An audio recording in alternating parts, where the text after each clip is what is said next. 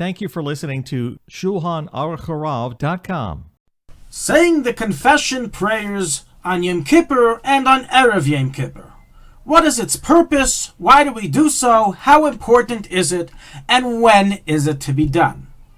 So it's recorded in the Gemara in Maseches Yuma 87b that we confess on Yom Kippur.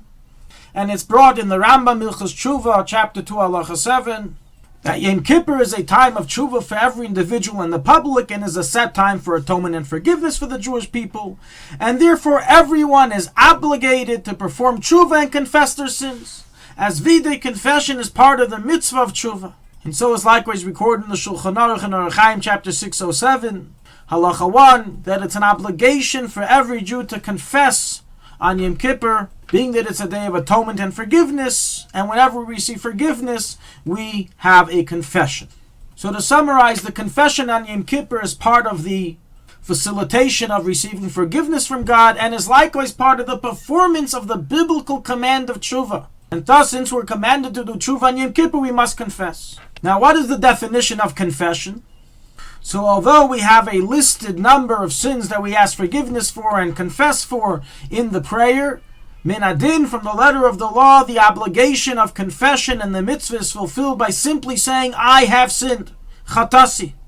The simple words of saying, I have sinned already fulfills the mitzvah. And it's simply, l'chatchila, initially proper for one to mention also the detailed sins. And practically this is the custom that we mention, go through a list of different sins that we confess and ask forgiveness for. And you may also confess and ask forgiveness for sins of previous years. And you can confess and ask forgiveness for sins that are not listed in the list printed in the Siddur.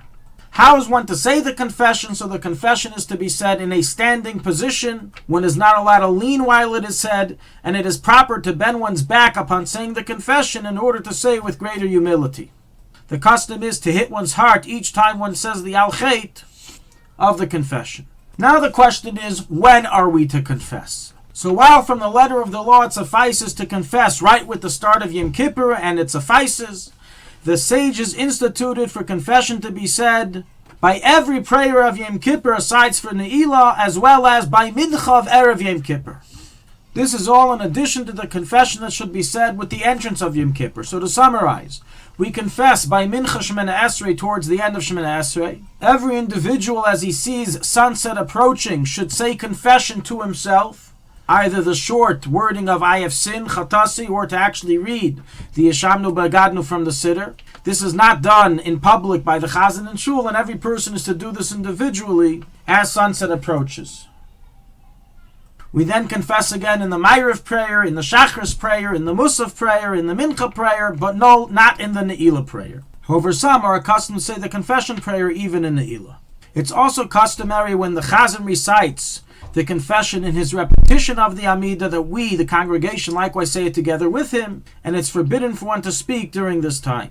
Now, what happens if one forgot to say the confession prayer and already finished Shemana Esrei? In such a case, he should simply say it on its own after Shemana Esrei. Regarding the personal sins, as we mentioned, a person may confess his personal sins within the confession prayer, and it's actually praised for one to do so. But one who does so should only mention his personal sins after the printed confessions are read. And likewise, it is only to be said silently, as a person should never recite his personal sins out loud. To summarize, that the main point of the confessions of Yom Kippur is for a person to have intent to fulfill the biblical command of vidoy, of confession, of doing tshuva, and to ask God for forgiveness for the sins. Thank you for listening to Shulchanaruchharav.com. Our free services of making Torah knowledge available to the public depends on donors like you. Please help us continue our work through making even a small contribution at Shulchanaruchharav.com under the Daily Halacha Dedication section or in the subscription page. Also, check out our online courses and many sefarim available for purchase that will both enhance your Torah knowledge and help support our work.